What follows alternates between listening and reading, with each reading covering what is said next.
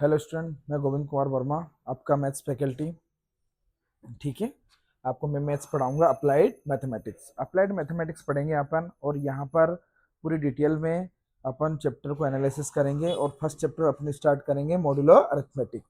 ठीक है। जहाँ तक हो सके मैं ऑफलाइन पढ़ा, सब कुछ सारी चीज़ें ऑफलाइन चल रही थी, लेकिन मैंने सोचा कि क्यों ना एक प्लेटफॉर्म बनाया जाए ताकि बच्चों को ऑनलाइन भी कंटेंट प्राप्त हो सके जो ऑफलाइन ना जा पा रहे हो या किसी कारणवश उनके कॉन्सेप्ट क्लियर नहीं हो पा रहे हो।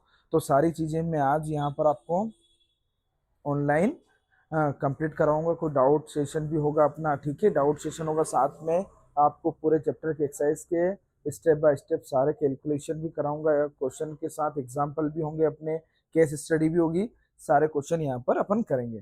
ठीक है, पहले डिटेल में चैप्टर का एनालिसिस करेंगे। ठीक है, फिर मैं आपको एक लिंक भी भेजूंगा। ठीक है, टेलीग्राम पे जुड़ने के बाद आप जुड़ोगे टेलीग्राम पे तो उस पर मैं टेस्ट भी प्रोवाइड कराऊंगा आपको, और डिटेल में उस चैप्टर के बारे में आपको बताऊंगा। ठीक है, तो यहाँ पर अपन फर्स्ट चैप्टर स्टार्ट करते हैं मॉड्यूलर अरिथमेटिक। और मॉड्यूलर अरिथमेटिक का अपन डिटेल में पढ़ेंगे और चैप्टर को एनालिसिस करेंगे कि इसका चैप्टर का एप्लीकेशन क्या है, कहाँ यूज होता है। ठीक है, उसके बाद इसके क्वेश्चन करेंगे ताकि अपन चीज को आसानी से समझ सकें। फर्स्टली अपन निकालते हैं मॉड्यूलर अरिथमेटिक। और मॉड्यूलर अरिथमेटिक में सबसे पहले अपन पढ़ते हैं कि मॉड्यूलर अरिथमेटिक क्या होता है।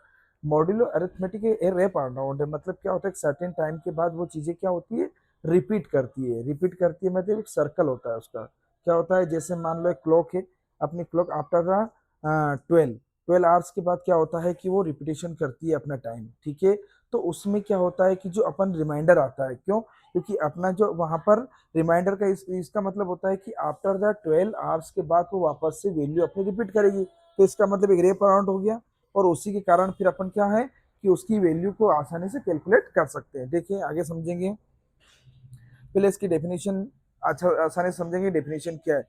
तो मॉड्यूलर अरिथमेटिक एक ऐसा एक अपना एक ब्रांच ऑफ मैथमेटिक्स है जिसकी आसानी से अपन किसी भी चीज को आसानी से एनालिसिस कर सकते हैं। ठीक है, इसमें is a system of arithmetic for integers. ये क्या होता है, इसका जो पूरा सिस्टम होता है वो फॉर इंटीजर्स के लिए होगा। क्या होगा, इंटीजर्स के यूज होता है। ठीक है, आप समझते हैं इंटीजर्स क्या होते हैं। इंटीजर्स वो सारे नंबर्स जो कहाँ से स्टार्ट होंगे, स्टार्ट फ्रॉम माइनस से अनकाउंटेबल नंबर से प्लस मतलब प्लस अनकाउंटेबल नंबर तक। जैसे बोल सकते हैं माइनस इन्फिनिटी से प्लस इन्फिनिटी, तो डेट इज -3 -2 -1 0 1 2 एंड 3। ठीक है, इसका मतलब ये सारे नंबर क्या होंगे जो मेडुलर अरिथमेटिक यूज होगा। Medullary arithmetic use for the integers. Integers मतलब आई, आई के लिए यूज होगा।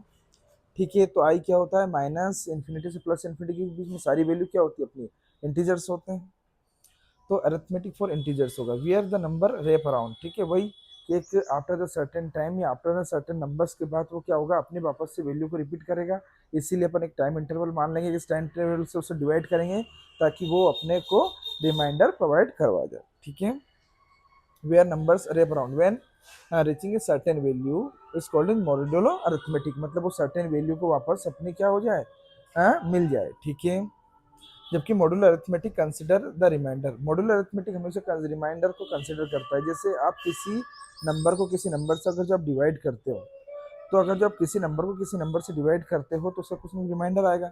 ठीक है, हो सकता है रिमाइंडर 0 हो, तो मतलब वो जो टाइम आपका एक्चुअल टाइम है वही टाइम वापस होगा। लेकिन लेकिन अगर जो आप किसी नंबर को किसी नंबर से डिवाइड करते हो, मतलब इंटीजर डिवाइड बाय इंटीजर, तो नंबर है वो पॉजिटिव नेगेटिव कुछ भी हो सकता है, तो उसमें रिमाइंडर क्या होगा, जो होगा जो रिमाइंडर आएगा अपना वही अपन कंसिडर करेंगे। ठीक है, तो modular arithmetic consider the remainder, only remainder consider करता है ये। जबकि एक integers is divided by another integers, ये हमेशा क्या होगा, एक इंटीजर्स नंबर को हमेशा एक इंटीजर्स नंबर से डिवाइड करेंगे। जबकि यहाँ पर ए क्या हो जाएगा, आपका एक इंटीजर नंबर होगा, जबकि बी क्या एक इंटीजर्स नंबर है। ये ए पॉजिटिव नेगेटिव कुछ भी हो सकता है और बी भी कुछ भी पॉजिटिव नेगेटिव कुछ भी हो सकता है। लेकिन बी की value B not equal to zero, B denominator में जीरो नहीं होगा, क्योंकि डिनोमिनेटर में जैसे वो जीरो होगा तो वैल्यू क्या हो जाएगी, अनडिफाइन हो जाएगी। ठीक है, इसलिए कभी भी आपको डिनोमिनेटर में जीरो नहीं लेना है। ठीक है, आगे A is divided by B. जब ए को अपन बी से डिवाइड करेंगे तो B divide integers A by B.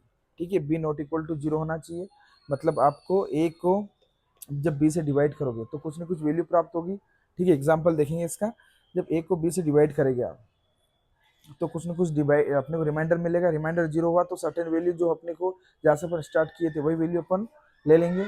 लेकिन अगर जो रिमाइंडर आया तो रिमाइंडर में क्या होगा कि जो वैल्यू अपनी एक्चुअल वैल्यू उसमें रिमाइंडर ऐड कर देंगे। ठीक है, तो a by B we divide integers a by B. ठीक है, अपन को a को कैसे डिवाइड कर रहे हैं, b को।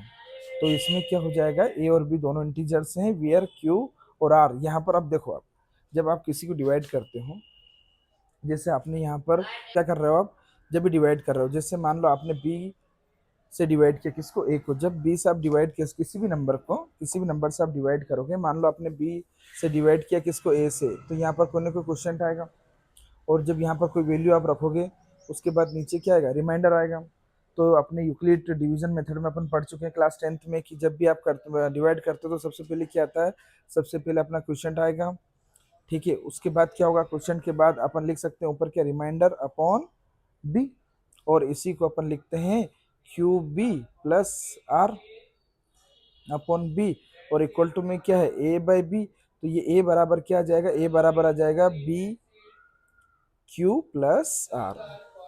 समझ में आ गया। ये वैल्यू कब आएगी, जब आप किसी नंबर को किसी नंबर से डिवाइड करोगे। ठीक है, लेकिन याद रखना जो रिमाइंडर होता है वो क्या होना चाहिए, रिमाइंडर आपका 0 से बड़ा होगा। रिमाइंडर क्या होगा आपका, 0 से बड़ा।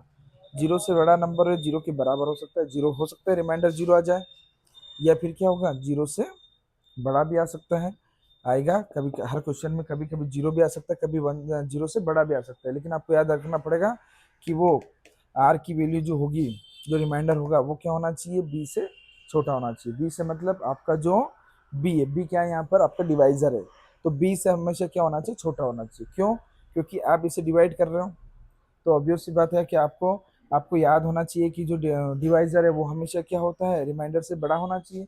और याद रखना कि आपका जो बी है वो मॉड होना चाहिए।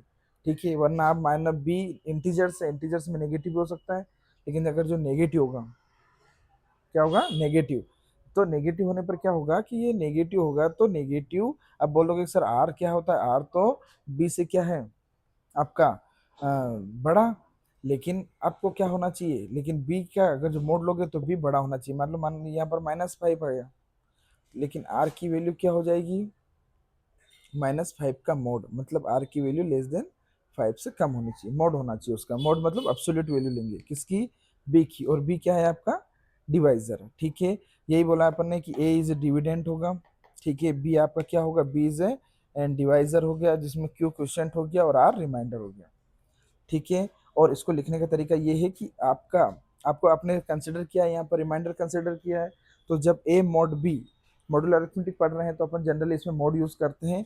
ठीक है, ए बाई बी की जगह ए मॉड बी यूज करेंगे, तो ए मॉड बी का मतलब होता है कि आप डिविडेंड को कैसे डिवाइड कर रहे हो, डिवाइजर से, मतलब बी से, तो इक्वल टू आर आएगा। आर क्या है यहाँ पर, रिमाइंडर, हमेशा इक्वल टू में क्या होगा आपका, आर यूज होगा।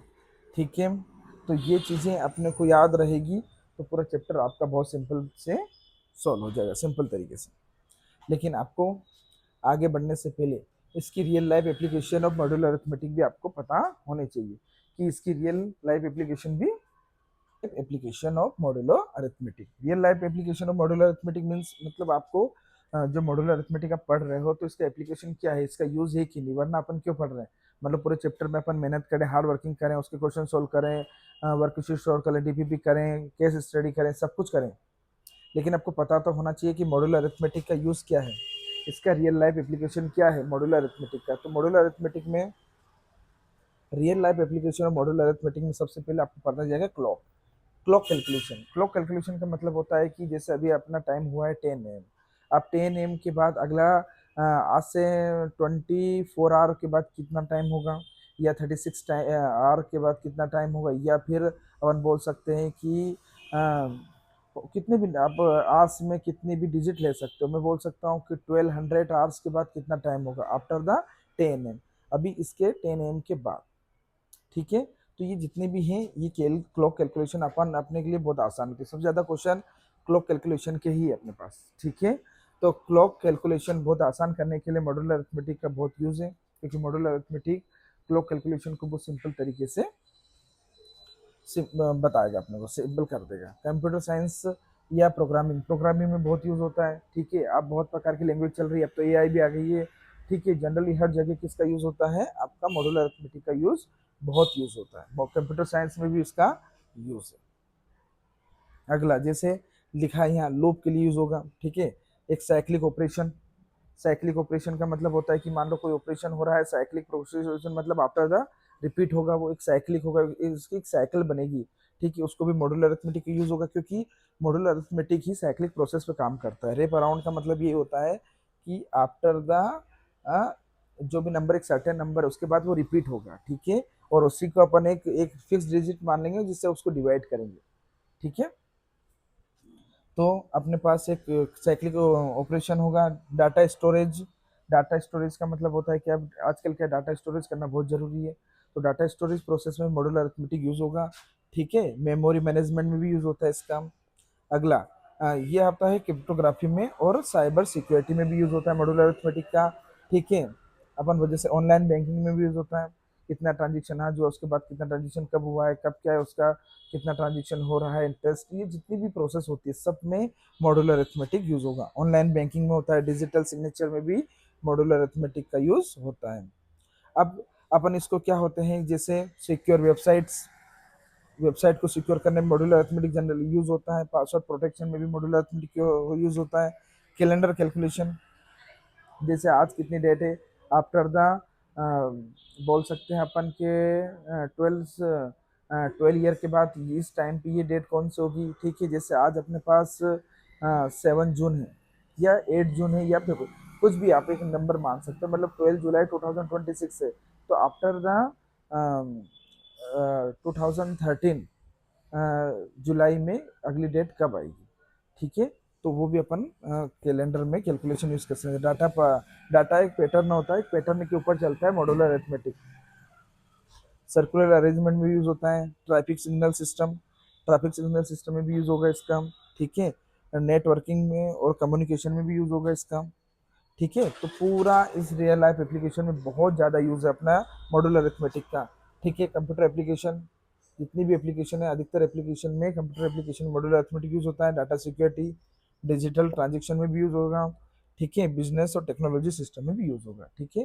तो जो मॉड्यूलर अरिथमेटिक है अपना, मॉड्यूलर अरिथमेटिक जनरली बहुत एक लार्ज एप्लीकेशन में अपन यूज कर रहे हैं इसको। तो मॉड्यूलर अरिथमेटिक अपन पढ़ रहे हैं, तो इसकी एप्लीकेशन साथ में मॉड्यूलर अरिथमेटिक के क्या यूज है क्या नहीं है, सारी चीजें अपन इसको क्लियरिटी में पढ़ेंगे और इस चैप्टर को डिटेल में एनालाइज